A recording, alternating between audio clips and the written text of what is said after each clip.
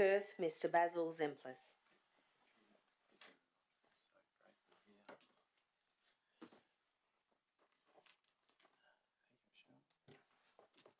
Good afternoon, everybody. Welcome to the City of Perth Ordinary Council meeting, which is never ordinary, for October 2022. Can I formally declare the meeting open at exactly 5 p.m.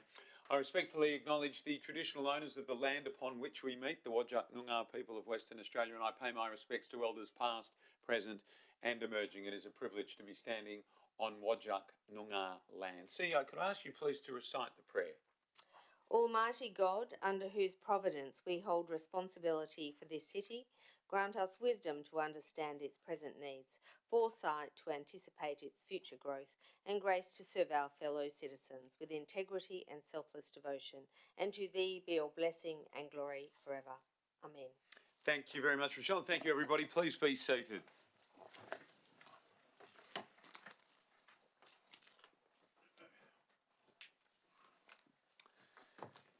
Please note, everyone, that in accordance with Council Policy 1.4, this meeting is being live streamed and live photographed by the looks of things as well, and the recording will be made available on the City's website following the meeting. Now, in attendance today, it is a great delight to have the Deputy Lord Mayor, Di Bain, Councillor Sandy Angie, hello, everyone gets their own thing here, Councillor Clyde Bevan, Clyde, Councillor Brent Fleeton, Councillor Fleeton, Councillor Liam Gobbett, closest to me, fresh haircut, maybe, Councillor Rebecca Gordon, hello, Councillor Victor Coe, good afternoon, and Councillor Lisa, welcome. In addition, I welcome officers, members of the public, whom I'm delighted to see some in attendance today, and any members of the media who may be in attendance or, of course, watching online. Now, no apologies have been received, and there are no councillors currently on an approved leave of absence. And so we move on to item 3.3, that is applications for a leave of absence. As I look around the room, do any elected members have an application for a leave of absence? Or if there are any applications, we will add them, but it doesn't appear that there are. How's that, Mika? Couldn't handle that any worse. Righty-o, there aren't any. So let's move on to item number 4, Lord Mayor's announcements, special Lord Mayor's announcements today. Firstly, before we move to the election of the Deputy Lord Mayor, I do want to mention a couple of events that have taken place in recent times. Firstly, Telethon, and I want to thank everyone involved with the City of Perth and their contribution to Telethon.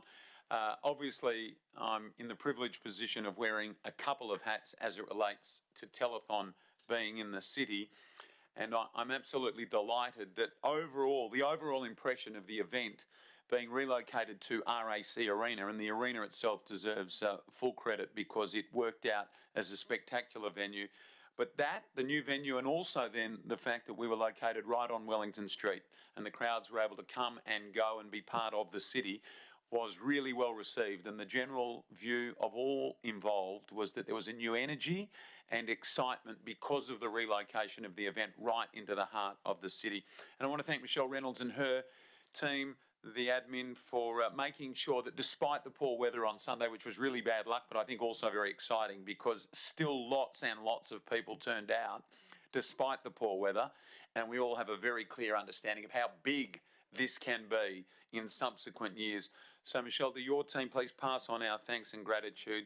We can see what the future holds with big events, not only around the RAC Arena and with Telethon, but also big events in our city, on our streets, and the impact that it can have on the general atmosphere of our city. So well done. That's a big win and a huge step in the right direction. I look forward to coming telethons being also right in the heart of our city. And a different sort of event, and that was today, Coffee with Council, the name of the place that we visited today, which... Broadway Shopping Centre? Broadway Shopping Centre, which I do know, but I just forgot briefly. 6 of our 8 councillors were able to make it today, and the Lord Mayor and a couple of members of the admin. It was a very casual conversation with many of our ratepayers who came and went during the hour that we were there, and it was an excellent opportunity to be quite frank, in the spirit of what was intended from Coffee with Council right at the outset of these events, and the relaxed format was excellent. And we will look, after having had a number of them in the city of Perth, particularly here in this building, to continue to move them around our neighbourhoods. But thank you to all of those people who attended. Thank you to the councillors who were able to attend, and it was a really good exchange of ideas, of information, and a general update for many of our ratepayers and business owners and operators within the city, particularly in the Nedlands Crawley area. And I thank those who were able to attend. And speaking of thanks, as we move to item 4.1, which is the election of the Deputy Lord Mayor, I'll take this opportunity, Councillor Bain, Deputy Lord Mayor Bain, to thank you for your tremendous work over the last 12 months. The DLM has been a great support to me in my role as Lord Mayor, not only filling in on occasion when I haven't been able to attend events, but also with lots of conversations that we've had and sharing a mutual interest, obviously, in the advancement of our city. So, Deputy Lord Mayor, thank you for your contribution over the last 12 months, and I'm delighted that obviously that will continue in your role as councillor, but also in your other role, prominent role, as the Chair of Tourism WA, and our two organisations have been able to work very well together, and I look forward to that continuing. So thank you, Deputy Lord Mayor. So with that, I should also point out that for anyone who may be in any doubt, that 12 months ago, Council agreed that the position of Deputy Lord Mayor would be rotated every 12 months. And so after 12 months of Councillor Angie being the Deputy Lord Mayor, a new election was held 12 months ago. This corresponding meeting actually was a special council meeting, but at around about this time. And Councillor Bain was elected as Deputy Lord Mayor, and 12 months later, we find ourselves in the same position as agreed to by Council, with the election of a new Deputy Lord Mayor for a period of 12 months, as I said, agreed to by Council. So, with that, CEO, have we received any prior nominations? Yes, Lord Mayor, I have received the following nominations for the office of Deputy Lord Mayor: Councillor Bevan, Councillor Gobbett, Councillor Leeser. In accordance with Schedule 2.3, Division 2, Clause 8, 3A of the Local Government Act 1995, any further nominations must now be made in writing. Any withdrawal of nominations must also be made now. Okay, so are there any further nominations from around the table or around the room? Can I take this opportunity to thank those councillors who have nominated fellow councillors, and can I thank all three councillors nominated in alphabetical order, not in order of any preference: Councillor Bevan, Councillor Gobbett and Councillor Leeser, all excellent candidates. So in accordance with Schedule 2.3, Division 2, Clause 8, 3A, that's your bit, Michelle. So I will now formally declare that the nomination period for the office of Deputy Lord Mayor has closed. At the close of nominations, 3 nominations have been received.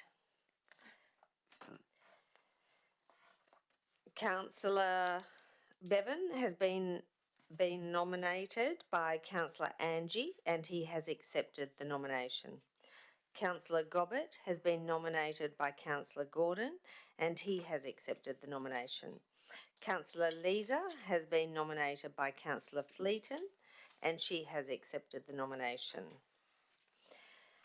As there are more than 2 nominations have been accepted, ballot papers will be prepared and the candidate names appearing in alphabetical order. Councillors, once you receive your ballot paper, cast your vote by placing a tick next to your preferred candidate's name. Once you've completed your vote, fold your ballot paper and place it in the ballot box. Please wait a moment while governance prepare the ballot papers.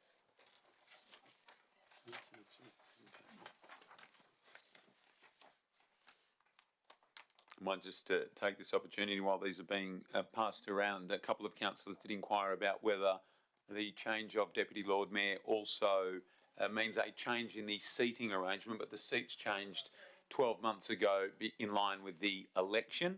So it's in line with the election period, that a new ballot or a new random draw for the seats takes place.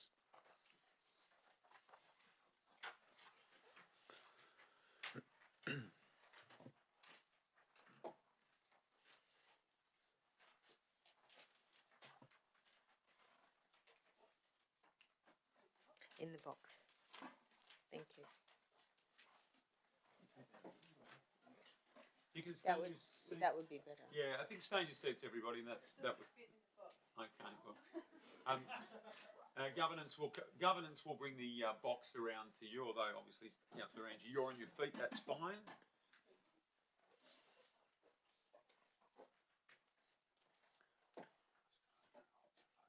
So stressful.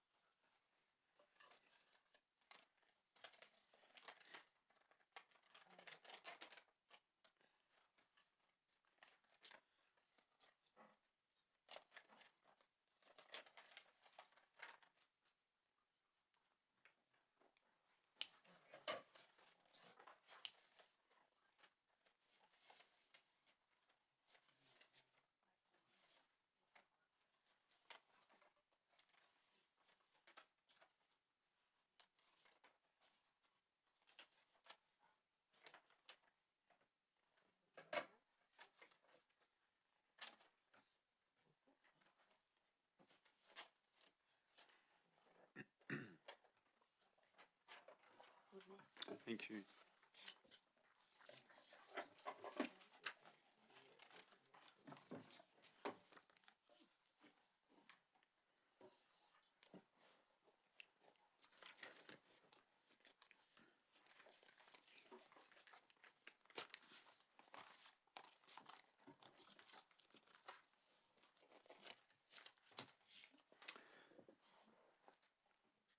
As the returning officer for the election of Deputy Lord Mayor of the City of Perth, I can firstly tell you that we are able to declare a winner, and from the candidates nominated, our winner with 5 votes is Councillor Gobbett. Congratulations, Councillor Gobbett. So, with 5 total votes received in favour of election, Councillor Gobbett is therefore elected to the position of Deputy Lord Mayor for a term ending at the start of the first meeting of the Council after next year's ordinary election. Councillor Gobbett, congratulations on your election. We're going to proceed now with the swearing in.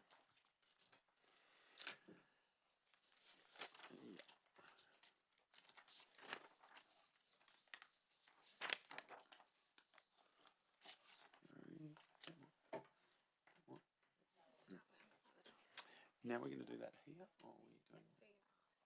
Sure, but I'm doing that bit from here. Yep. Councillor Gobbett, please make your way to the middle of the chamber to make your declaration as Deputy Lord Mayor of the City of Perth.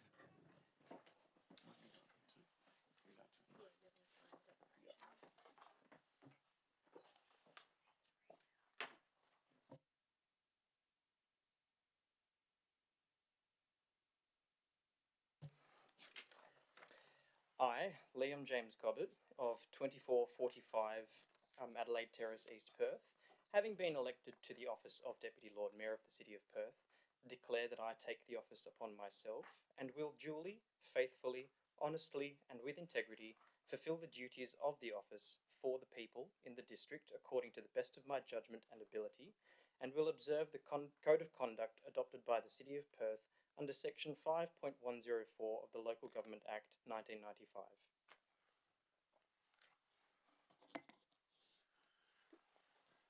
Very strong signature, Councillor. Now Deputy Lord Mayor. Shaking a bit. Please join with me in congratulating Councillor Gobbett, now Deputy Lord Mayor of the City of Perth. Well done, mate. Congratulations. Want to sit in front? Very natural, this photo. We might just have one without the... Over here, over here. Yes, certainly. Okay. We're going live. Hold on. Sorry, come on, Matt. You're a pro. There you go. Right round here. Here we go. Three, two, one. Awesome. Thanks, Councillor. That's a new one.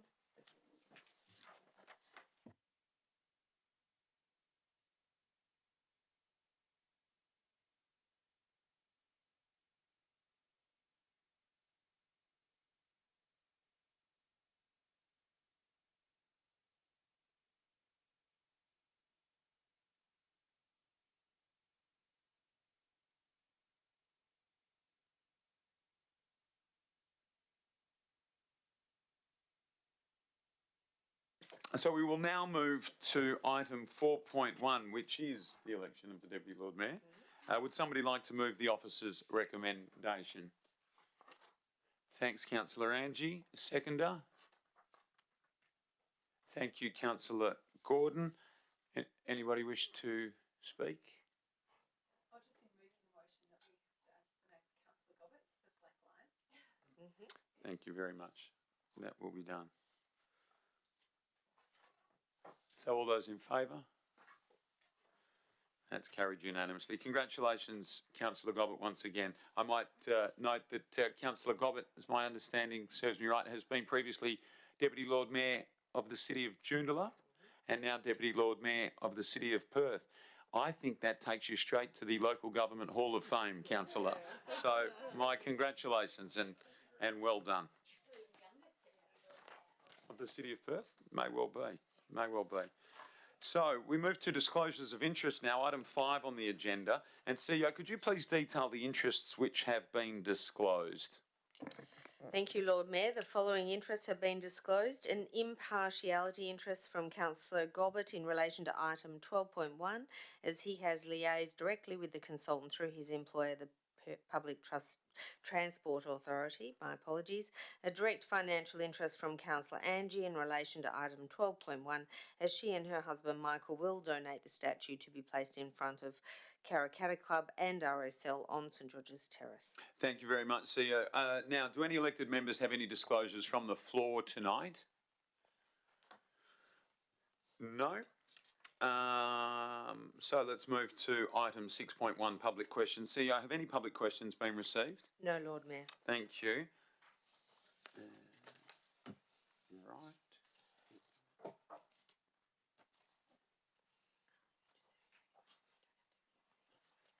Sure. Okay. Item 7 is the confirmation of minutes. And moving on to item 7, will somebody please move a motion to confirm the minutes of the ordinary council meeting held 27 September 2022 as a true and correct record? Thank you, Councillor Bevan. A seconder. Thank you, Councillor Leeser. Is there anything anybody wishes to say? All those in favour, let's put it to the vote. And that is carried unanimously. Item 8, questions by members which due notice has been given, none tonight. Item 9, correspondence.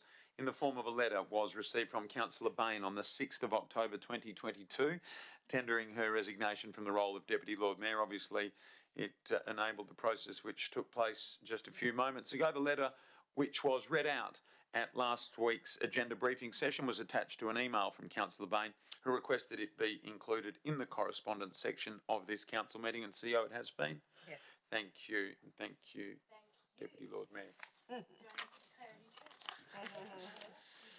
Item 10 is petitions, and no petitions have been received. So before we move on to the reports, the following items have been identified to be moved on block. They are 14.1, monthly financial statements, August 2022, and 14.2, the schedule of accounts paid, August 2022. Do any elected members wish to extract any of the items that I've just listed from the on block motion? Okay, and with that, Could you scroll down, sorry? Just on the, yeah, that's fine, thank you. thanks, Councillor Fleeton. So I will now move a motion that those items be dealt with en bloc. Could I get a seconder for this motion? Thank you, Deputy Lord Mayor Gobbett. Seconder, Councillor Coe. Thank you. I was a flick of the wrist. That'll do.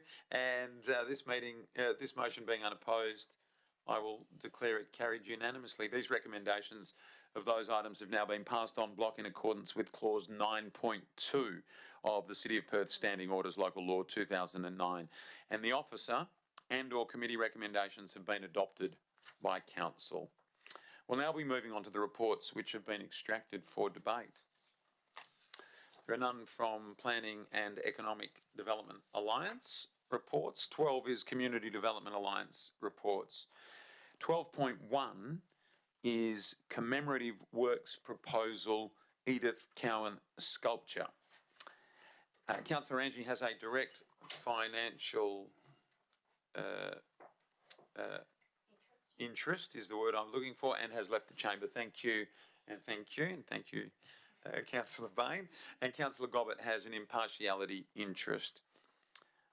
Councillor Gobbett, I believe you have an alternate motion for this item. Thank you, Lord Mayor. Yes, I just felt it was cleaner to move it as an alternate rather than trying to craft a slight amendment, but essentially is the officer's recommendation, and I'll read it out in its entirety. There it is on the screen, thank you, Governance.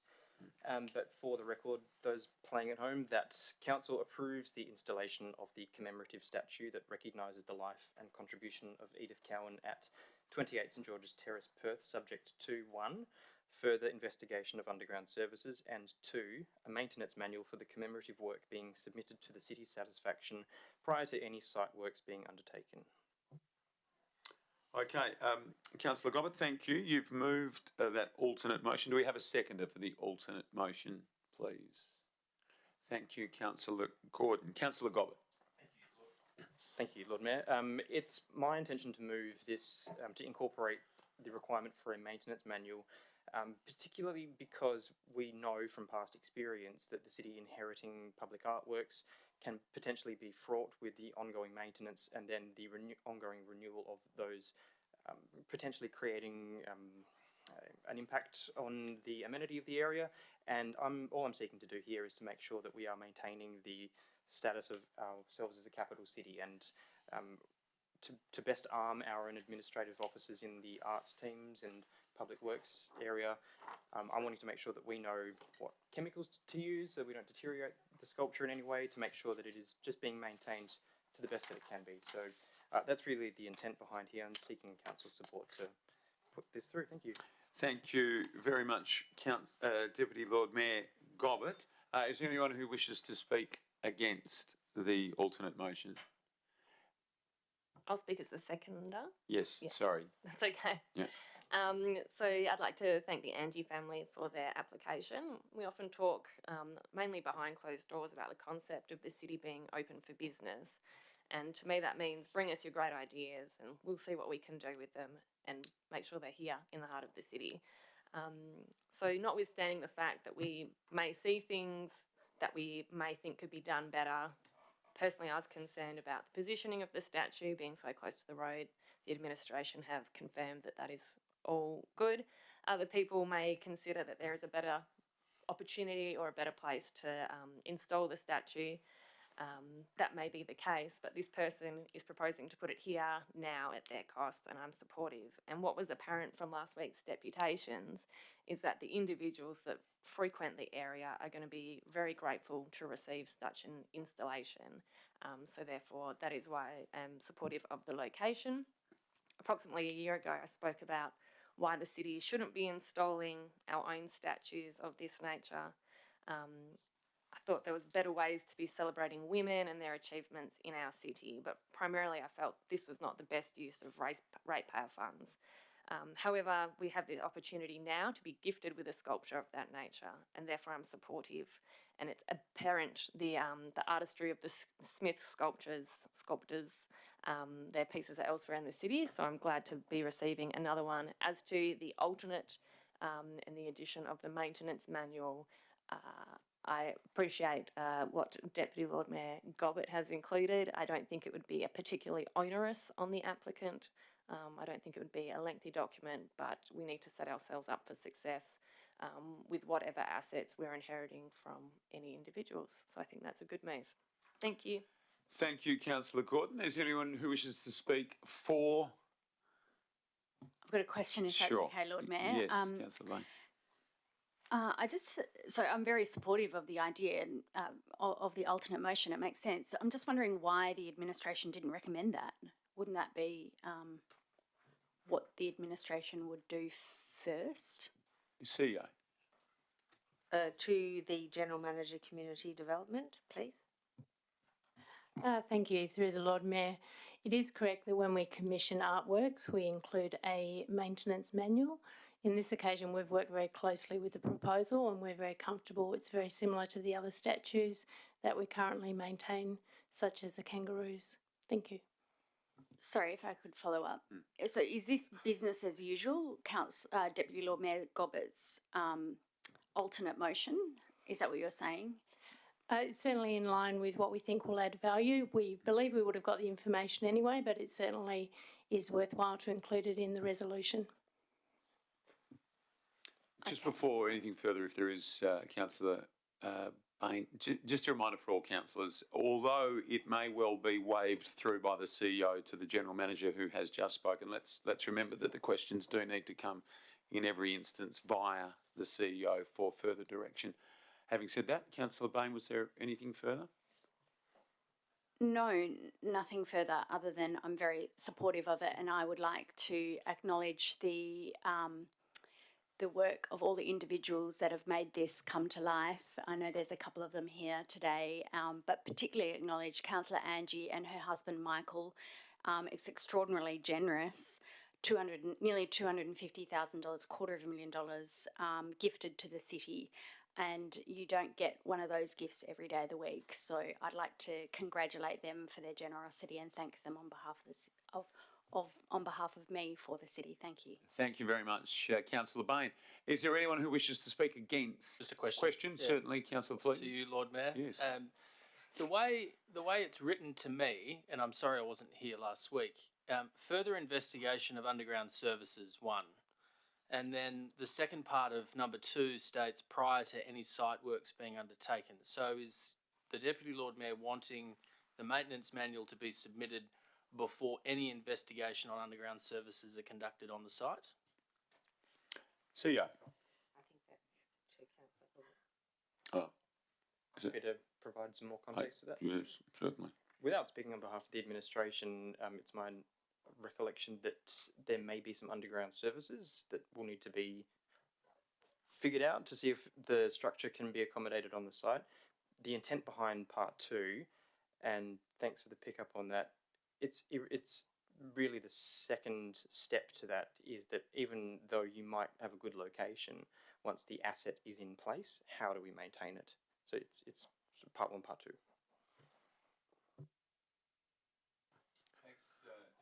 Yeah, Corbett? I'll speak in support, but just note, if you're reading that with no context of this discussion, that's saying prior to any site works being undertaken at all, the applicant has to submit a manual, and they might not even know if it goes ahead at that particular site. I think it's the wrong way around, but that's how I'm reading it. So would we not recommend then that we get that clarification if we think that there is a lack of clarity there, perhaps. Yeah. Hello.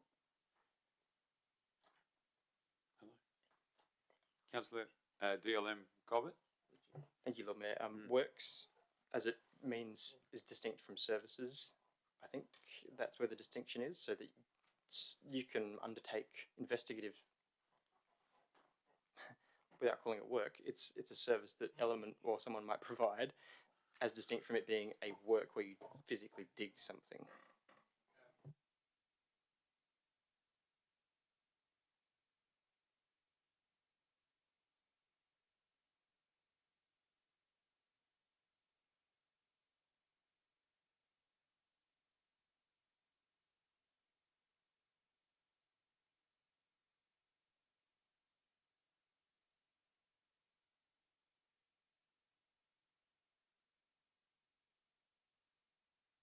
So are we saying that point one happens first and then point two? Is that really the clarity that we're looking for?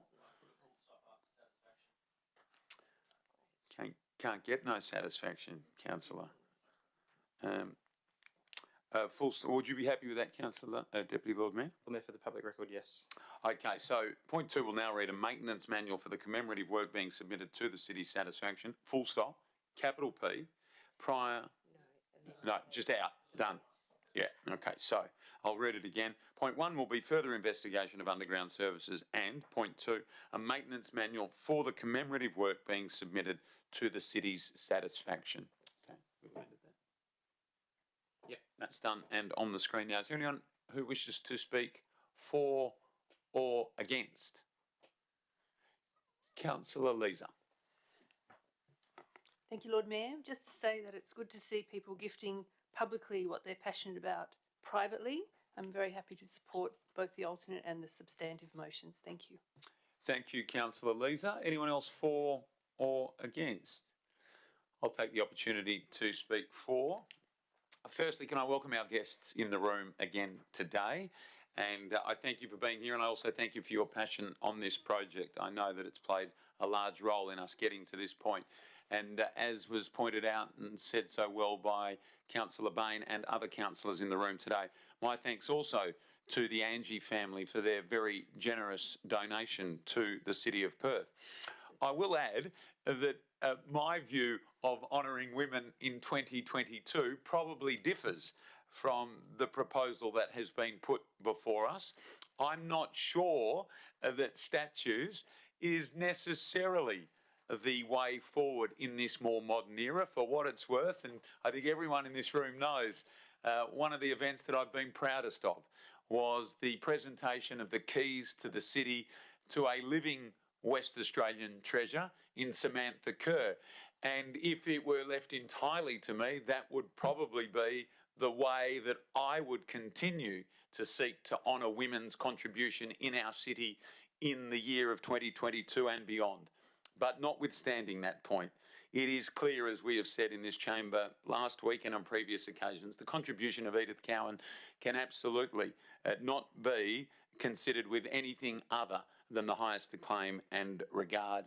And if a councillor or any other person in our city wishes to provide us with a gift to honour somebody, and it meets with the proper and necessary council approval to go in the site that those benefactors have identified, then who would this Lord Mayor be to stand in the way of that happening? So I'm happy to speak in support of, and again thank the Angie family for their generous contribution.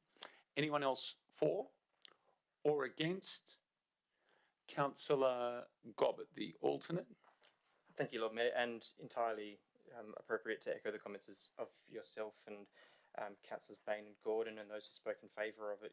It's a worthwhile contribution to the city, and the more sculptures and pieces of public art that we have in the city, the more that adds flavour to our public realm and points of interest for visitors, people who live here, business owners, that sort of thing. So I'm more than happy to support this. So thank you. Thanks, Deputy Lord Mayor. So I'll now put that to the vote. All those in favour of the alternate motion, and that has been carried unanimously. And could somebody pass on the good news to Councillor Angie and invite her back in. Yeah, I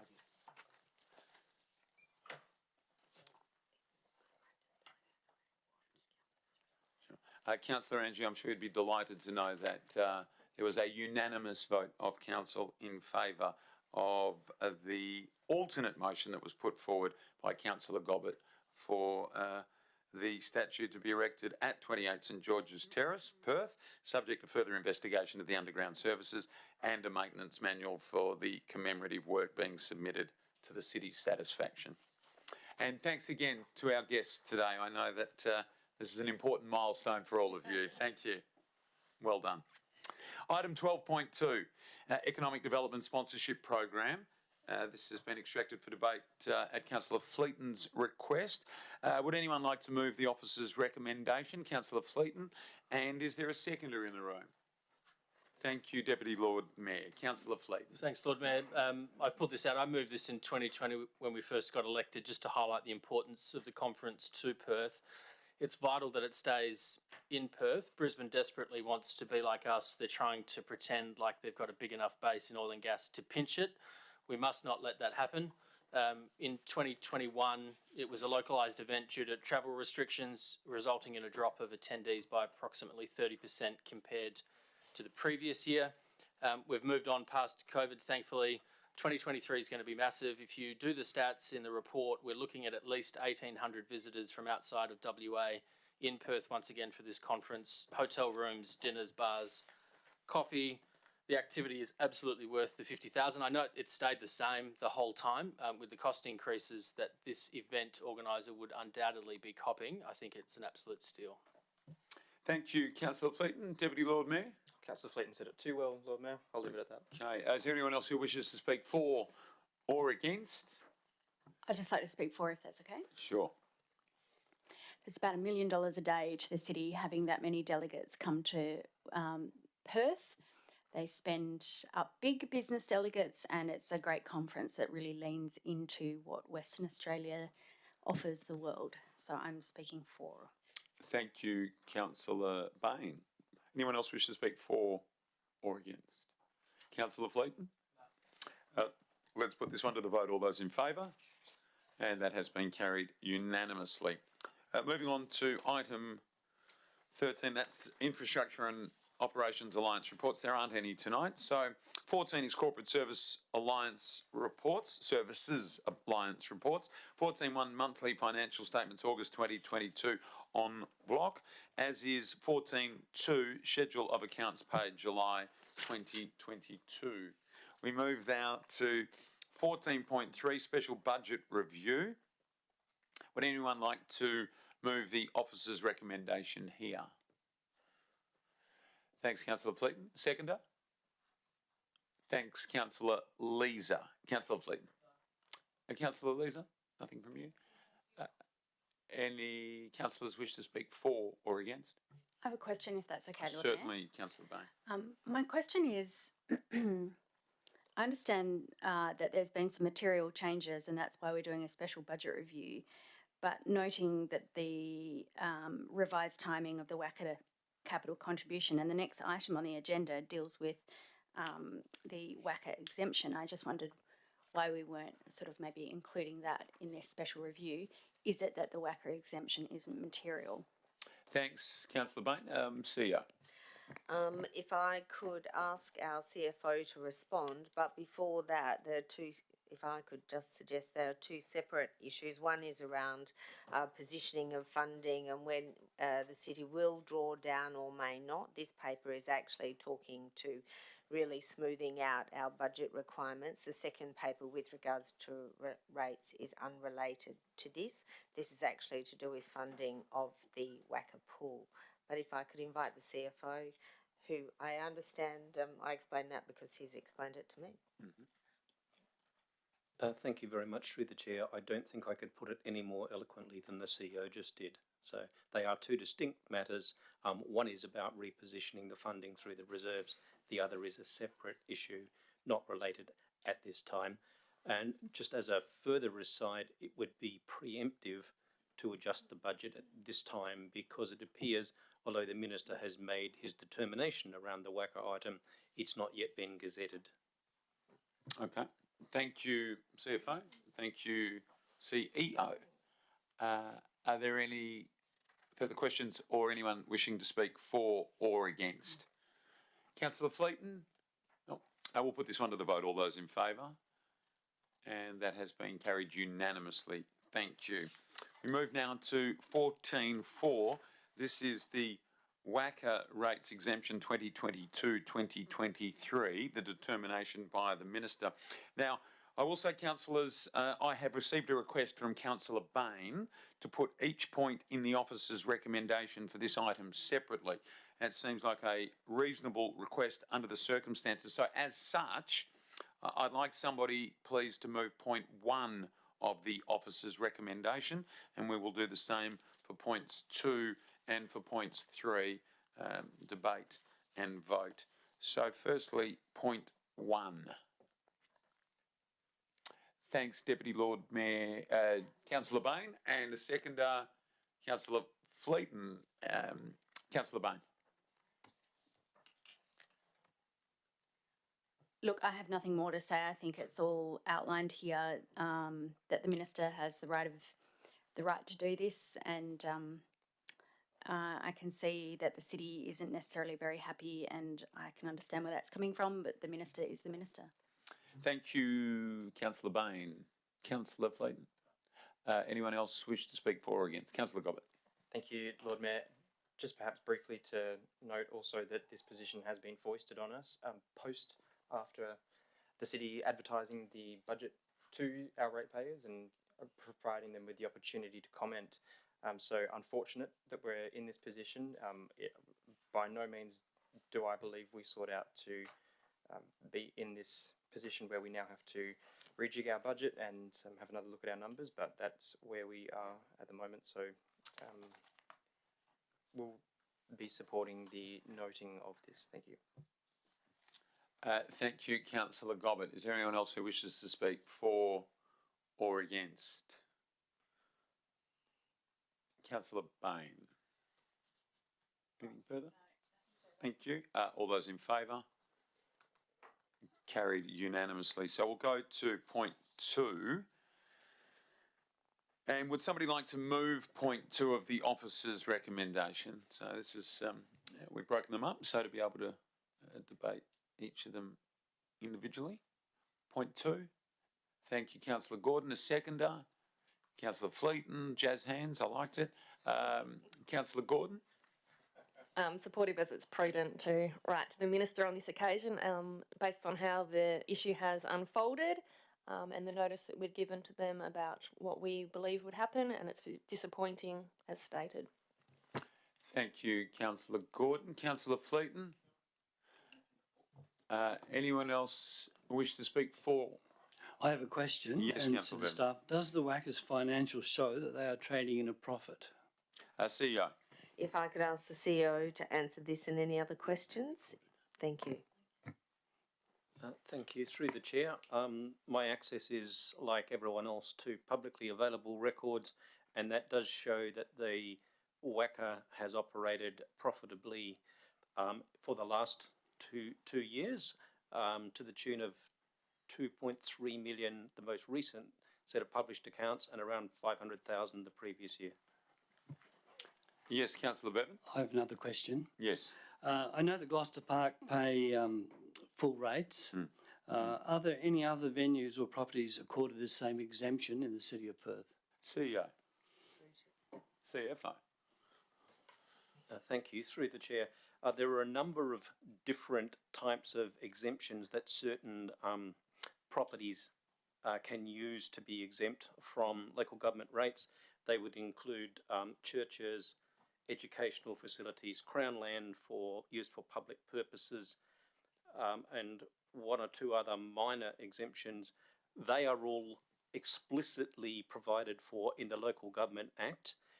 The WACA property is actually not eligible for any of those legislatively stated exemptions, and it is therefore the only one property in the city that has not qualified for an exemption as such, but has been granted one at the discretion of the Minister. Thank you. Are there any further questions, Councillor Bevan? No question. I'd like to speak to the recommendation number 2, that I agree with it. I've looked up on the membership of the WACA, and the 1885 membership is sold out, and there's a waiting list for it. And I can't see how ratepayers are subsidising the WACA. Secondly, they have a Champions Club, and it states on their website, experience cricket in first class and the highest level of luxury by adding a Champions Club card to your membership. And then it says, enjoy exceptional food, beverage and in-seat service while relaxing in leather reclining armchairs. I can't see these people can't afford to pay their rates and taxes when that membership is $3,850. Gee, Not as good as Perth Racing, we offer much better. you're outside of the city of Perth, Councillor, and therefore not worth discussing here. So, Councillor Bevan, was that? So it just seems incongruous to me that this is allowed to happen in actual fact, that this is a club that's making a profit, has sold out its membership, has a wait list for its membership, it has luxury seating, and yet we're subsidising them. They're not, and we have to pay for collecting their rubbish, and so do the ratepayers of Perth. Thanks, Councillor Bevan. Are there any? So, question, if I can, Lord Mayor, Yes. just following on from an answer from the CFO, those 2 previous years, how much did JobKeeper contribute to that result, if that's available, please?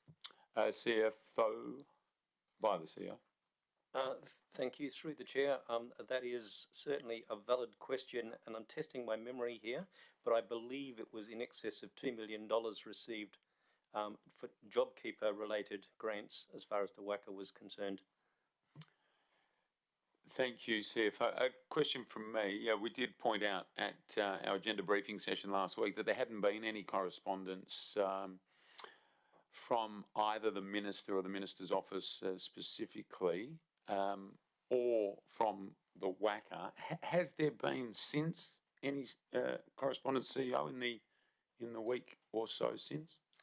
Not to my knowledge, although if I could invite their CFO to comment if maybe he may have had any communications. Thank you. Through the Chair, the only communication the City has received in relation to this matter was on the Thursday immediately before the agenda briefing session, which was the letter advising us that the Minister had granted the exemption. There's been nothing further. Yes, and I will say that we had attended a meeting with the Minister that day. Was it the day prior? He did inform us at the meeting that a letter had been written and sent, and then it arrived that day. Correct. Yeah. Okay, and I think that's important to have on the record. Also, I will support, obviously, the recommendation, point 2 here, but I do want to make clear that in subsequent correspondence, the Minister has said that one of the reasons in making this decision was because of the impact on the WACA, the financial impact born out of COVID and construction that was being carried out in the area. Well, it would be impossible for us not to highlight that a great number of City of Perth businesses have had exactly the same impact caused by that 1-2 combination of COVID and construction that is happening either where they are or very close to where they are. And I wonder now, will there be a stampede of ratepayers writing to the Minister requesting the same concession that the WACA has been afforded? And the other point I think that needs to be made very clear is that, and particularly with my understanding of this subject matter, there has been a very clear financial impact on the WACA, there is no doubt, based on the last 2 years, the conditions that prevailed, and the border closures hit the WACA hard. They didn't have any international cricket for 2 years, and I fully understand the impact that it would have on their business. But all of the decisions that led to the financial impact on the WACA were decisions that were made by state government, not decisions that were made by the City of Perth. And so if there were any concessions to be afforded the WACA for the financial impact that they felt. Those concessions should have come from state government charges, not from charges of the City of Perth. It doesn't make sense. I don't think it's right or fair for our other ratepayers who have had exactly the same conditions upon them that have impacted them financially, COVID and construction. Anyone else for or against?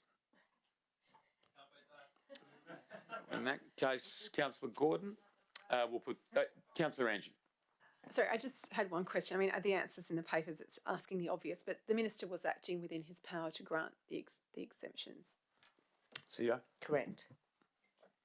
And there was nothing further, Councillor Gordon, so let's put this one to the vote. All those in favour? And is that a hand? No, nothing from you, Councillor Angie? No? Okay. So all those in favour are Councillor Leeser, Councillor Coe, Councillor Gobbett, the Lord Mayor, the Councillor Bain, Councillor Bevan, Councillor Gordon and Councillor Fleeton, and those against, Councillor Angie. Okay, and that is 8-1. So we move now to 3. And would somebody please move point 3 of the officer's recommendation? Thank you. Yeah, it's probably best that you don't, yeah. But for the purposes of debate, somebody move it. Thank you, Councillor Fleeton. A seconder? Thank you, Councillor Coe. Councillor Fleeton? Thank you very much, Councillor Fleeton. Anyone wish to speak against point 3 of the officer's recommendations? Yes, Lord Mayor, if I may. I'm speaking against it because I don't think it's necessary for this city to be publicly saying we're going to chase down one of our key stakeholders and look for ways to basically punitive measures, especially when we're going into business with them effectively via the city deal. I don't think it is a positive action. I don't think it sends a positive and professional message to the community. If you were going to do this, you'd probably not put it out there publicly. And I'd just say on the Gloucester Park comment that has been raised in this paper and by some other councillors during this previous debate, Gloucester Park had the opportunity to seek a rates exemption, I'm assuming as well. A lot of organisations in the city probably do, and I'm not sure if we have actually heard from them as to whether they did and it was rejected or whatnot. So I think we just need to be cautious about leaping to conclusions about certain organisations' activities. Thank you, Councillor Bain. Councillor Angie. Just a question, has this been done before? CEO? If I could direct that to the CFO, please. Thank you. Through the chair, just before I answer that, to clarify that part of the recommendation was not in any way meant to imply punitive action against the WACA. It was actually based on a circumstance that has been explored in another local government who had a similar situation with a sporting facility that was exempt from rates, and they actually worked proactively and collaboratively with that organisation to reach an understanding whereby the organisation agreed to make a monetary contribution to the cost of servicing the precinct, although they were not required to pay rates. Yep, Councillor Angie. I think that didn't really answer the question because that's a different situation where we're talking about they were already exempt and it was a collaborative approach. Obviously, this won't be a collaborative approach because they've applied for the exemption. So has there ever been this situation before? When you say this situation, you mean... Well, what we're saying that we're going to explore alternate mechanisms. Have we ever explored alternate mechanisms before? Right, okay, well, that's a fair question. With your, okay, so yeah, we'll go over to the CFO. Can I just add, as it's coming your way, that you mentioned that this mirrors something that's been done at another local government, but can you explain what was done at the other local government? Yes, thank you, through the chair. This proposed or this suggestion of taking an alternative approach was not looking singularly at the current year's rates.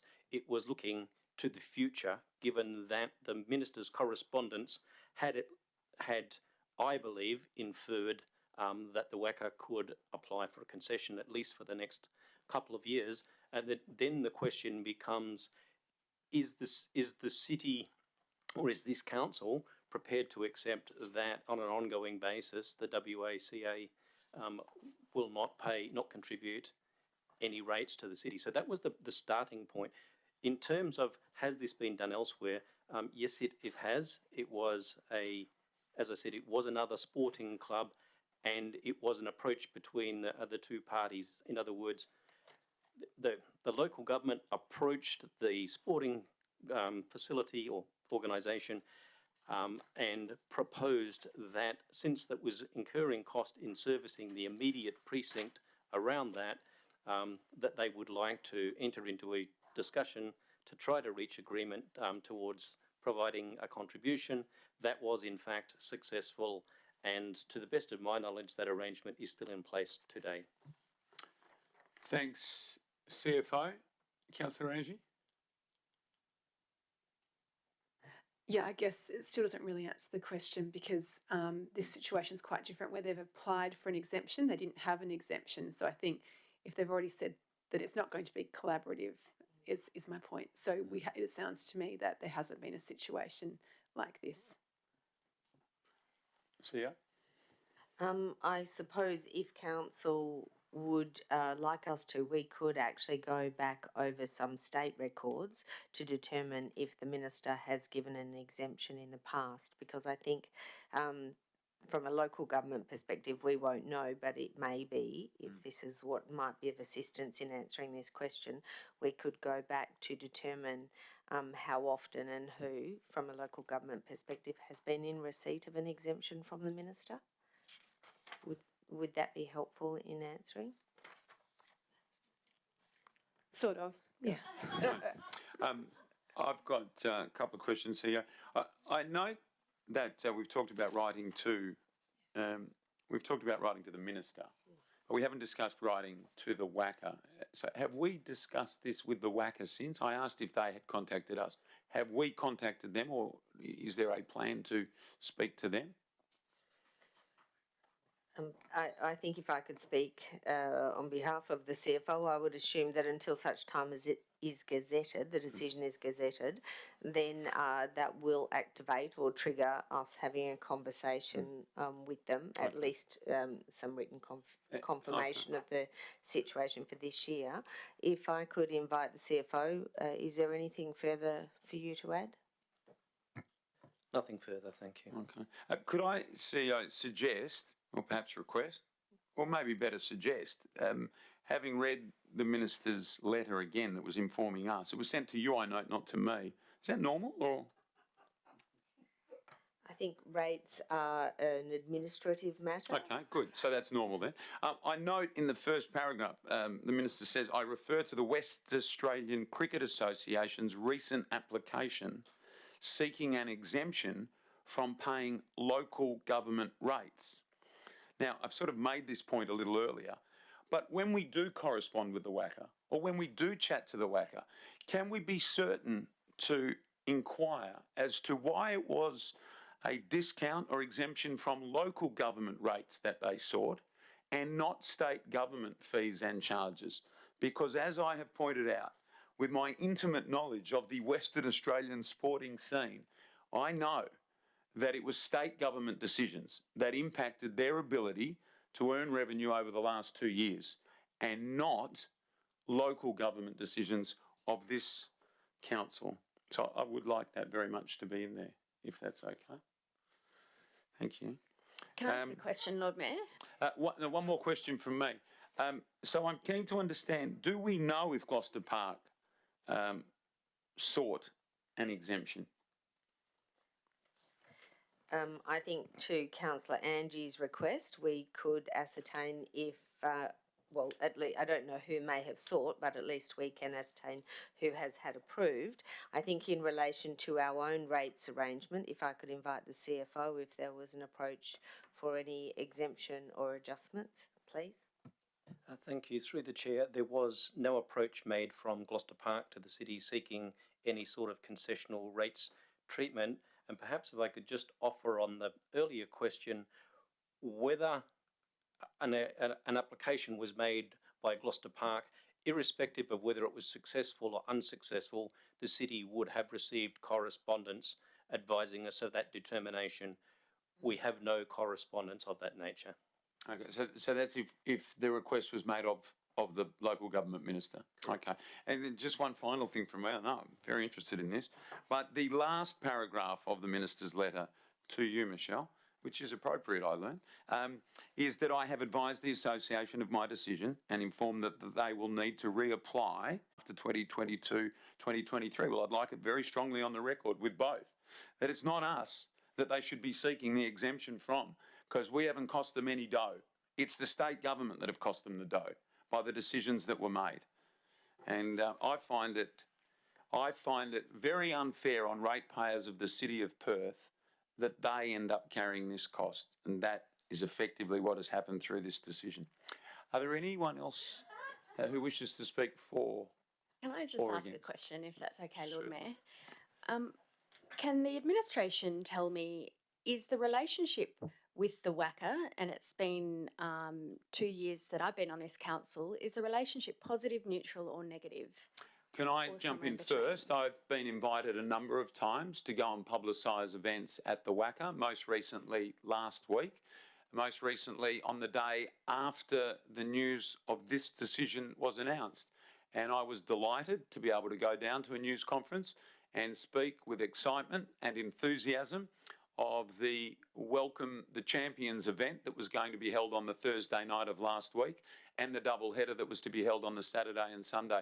So from my point of view and my perspective, and that was one recently, but there has been at least another in the lead up to this current cricket season.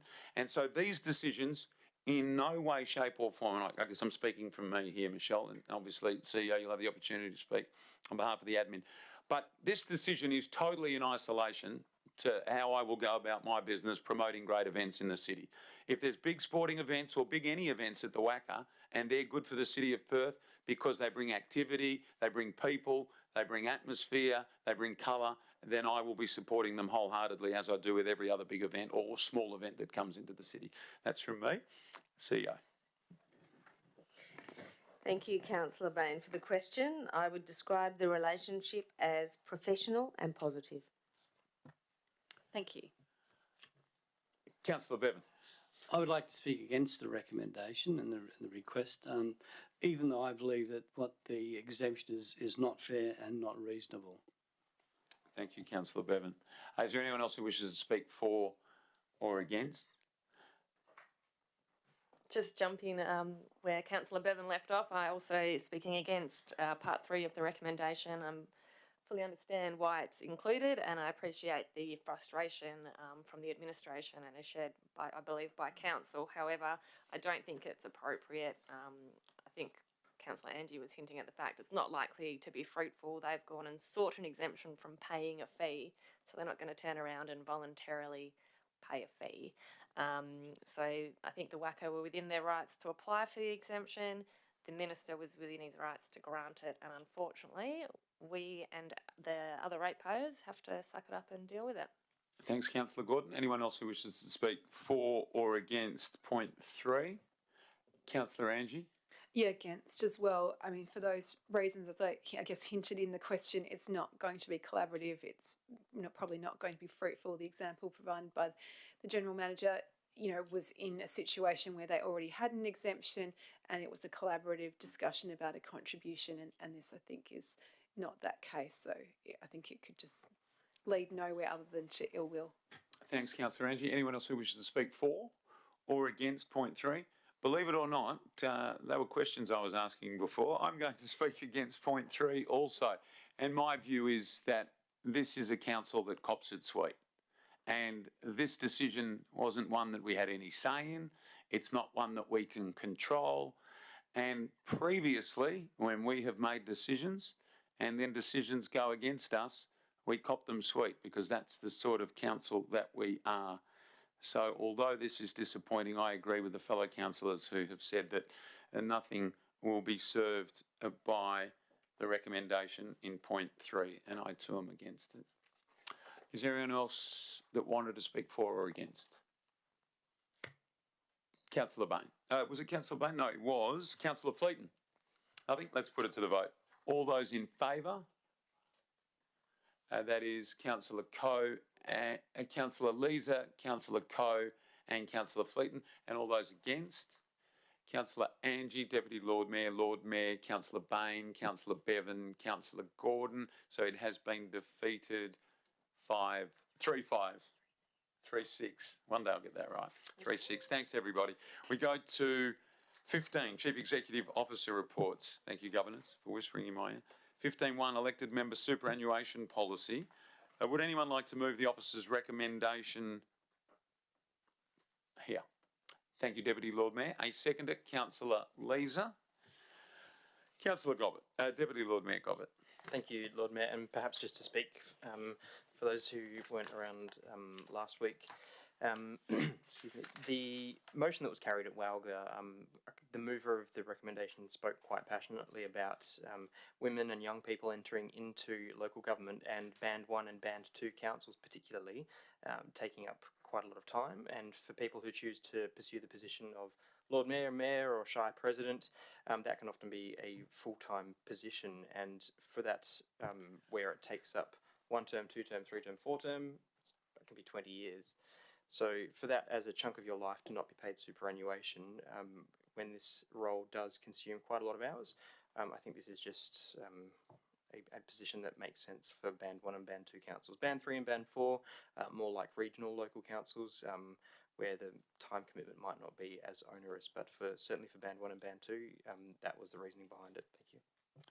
Thank you, Deputy Lord Mayor. Councillor Leeser.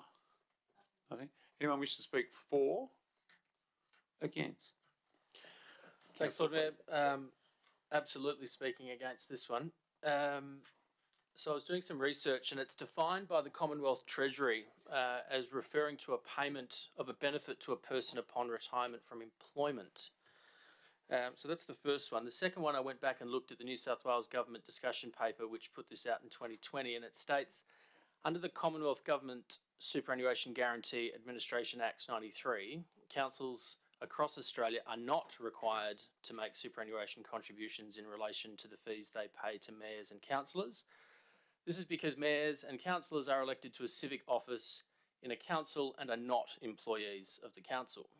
So using those two sources, we're not employees. It has been drummed into us from Walga from the start that the people sitting around this table and every other council table in the state, that you are not part of the administration. You're giving service back to the community. And yes, it does take a lot of time.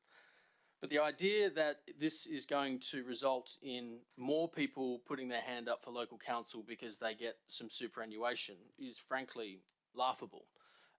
And what a surprise that of all the issues in front of Walga at the moment at their AGM, they talk about paying themselves superannuation. I find that hilarious. Page 239 of the agenda has some opening lines of Walga's draft policy. Elected members, like all workers, should be entitled to payment of superannuation. Payment of superannuation to elected members would address a historical anomaly that has seen elected members denied a benefit enjoyed by the broader workforce. It's not an anomaly, it's not in the legislation, and we're not part of the broader workforce. I mean, does the City of Perth need to give a training module to Walga to tell them that we're not part of the workforce? I'm at a loss that we have it on this agenda to spend time to pay us 40 grand or whatever it might be, 47 a year. This capital city council should reject this outright. Now, if the idea was we should pay them more now because you'd attract better people, you could entertain that. But the idea of a 40-year-old wanting some super top up to get when they're in 25 years, By that time, the retirement age might be 95. Now, we don't want lifers in local government. We want people who are here to make a contribution in the prime of their lives when they're busy and they've got something to offer. You don't want people just sitting there waiting for a retirement package. I think this is a disgraceful motion. Thank you, Councillor Fleeton. Is there anyone who wishes to speak for? I have a question. Certainly, Please. Councillor Bevan. Do members of Parliament, state and federal, get superannuation? Thank you, Councillor Bevan, for your question. CEO. Yes, they do. Anyone for or against? Yes, Councillor Gordon. Thank you, Lord Mayor. My reading of the report is that there's an underlying assumption that the superannuation will be paid on top of existing sitting fees. And therefore, the financial impact would be less percentage for a larger council and a greater percentage. So I, for one, am not supportive of any additional costs to our ratepayers that's coming our way. We're always looking for savings for our ratepayers, and now we're being asked to endorse additional costs. I'm also not agreeable to distinguishing between the different bands of councils. I think while smaller councils may purport to spend less time on council matters, you also find that the issues that come to those councils are more intricately intertwined with their private lives. And I don't think we can downplay the input of regional elected members. We talk about attracting more women and young people to council. I don't think, like Councillor Fleeton says, I don't think superannuation is a very good lure for that. I don't think, I think it's quite an attractive job for women and young people, but I think what we should be trying to attract is the best people to the job, and I don't think that this goes any way to do that, so I'm not supportive. Thank you, Councillor Gordon. See, I've got a question. What would it cost us? I think the current rate is between 13 and 15% of the salary, so to work that out, I'd have... That's the total cost to the city, not per councillor, obviously.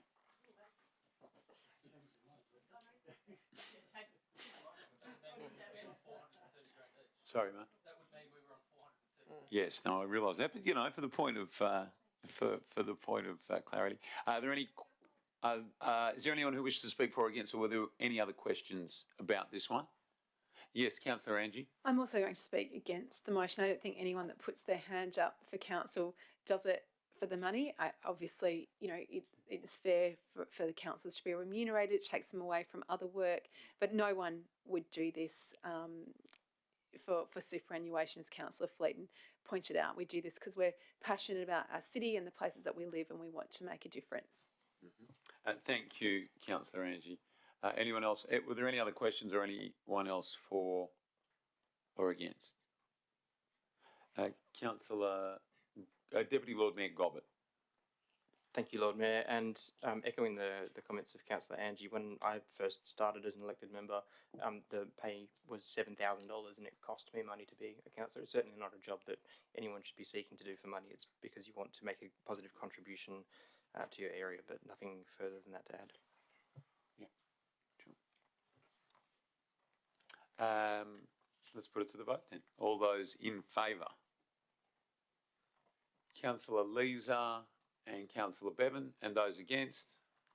Councillor Coe, Councillor Angie, Councillor Gobbett, Lord Mayor, Councillor Bain, Councillor Gordon, Councillor Fleeton.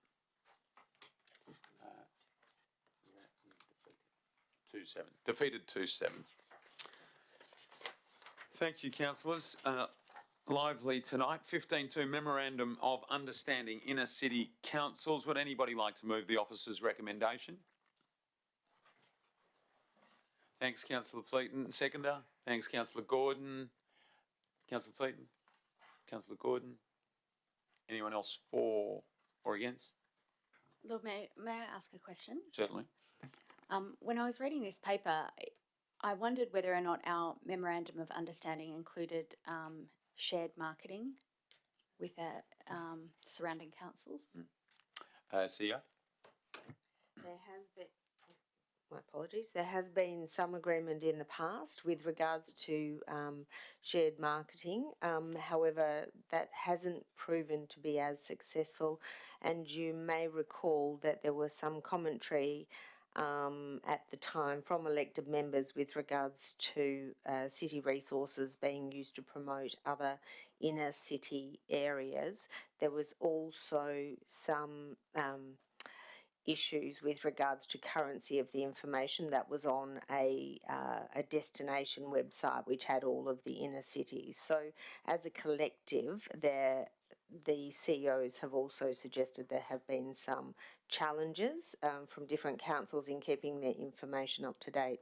There is always, and noting I am a board member of Destination Perth though, the overarching marketing organisation of Destination Perth does actually work with those inner city organisations as well. Just to follow up, if that's okay. So, am I to interpret item or part 2 of the motion? Is the Chief Executive Officer and the Lord Mayor more likely to kind of strip away some of our marketing support for, say, Subiaco, for example, on our website? You jump on Visit Perth and we're advertising events in Subiaco. Are they the kind of things that we're going to look to step back from in this MOU? CEO.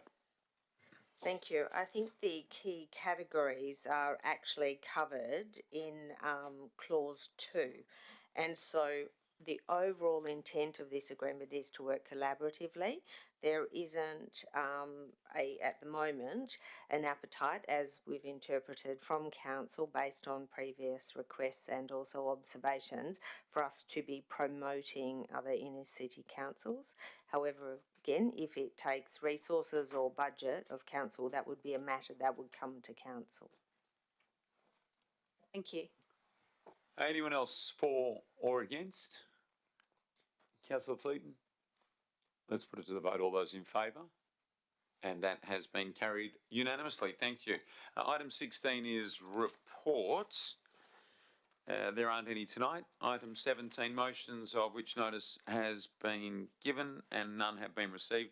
18, matters for which the meeting may be closed. No matters for which the meeting may be closed tonight. 19 is urgent business and there is none. So we move to item 20, which is closure. I'll take this opportunity once again to thank Councillor Bain for her 12 months as Deputy Lord Mayor and congratulate the new Deputy Lord Mayor, Councillor Gobbett, on his appointment tonight. Thank you and well done, and we look forward to continuing to work collaboratively, the 9 of us together in our new, in some cases, roles. No further business. I'll now declare the ordinary council meeting closed at 6:17 p.m. Thank you, everybody. Thank you. Could we all please rise for the Right Honourable the Lord Mayor of Perth, Mr. Basil Zemplis.